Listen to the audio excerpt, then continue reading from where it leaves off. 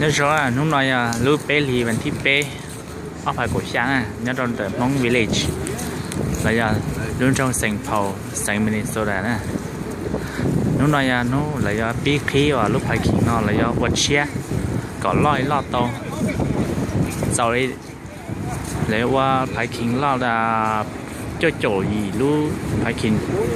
cho trên gì nè nó mua cho nó chữ mì cá thế nó chữ mông toa xử lý mua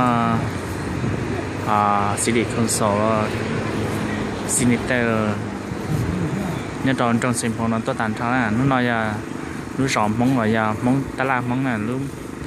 mông business nè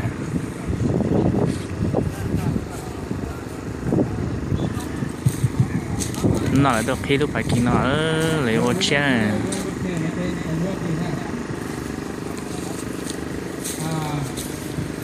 Thank you very much. Thank you for coming today. Today is a wonderful day. I'm going to do a Hmong village. We have many Hmong people here, so we're going to try to do a short, brief introduction in Hmong and in English, and then we go from there. Okay, thank you. Chân này chân gì? Cháu không gì sẽ đời. Lúc nào giờ ít hư rong lúc từng gò. Lúc họ phía bấy tuần là nó giờ bấy cho vì đó họ để Hmong village tàu xí cho hành cho kế ở giữa chia cả mua hoặc thỉnh tàu mình gì tàu chân này chắc gì sẽ đời choตัวการเตี้ยการคือไปจากตัวหลักตัวหลวงของเราที่เรามั่วเกลักเกหลวงกับปุ่มบอก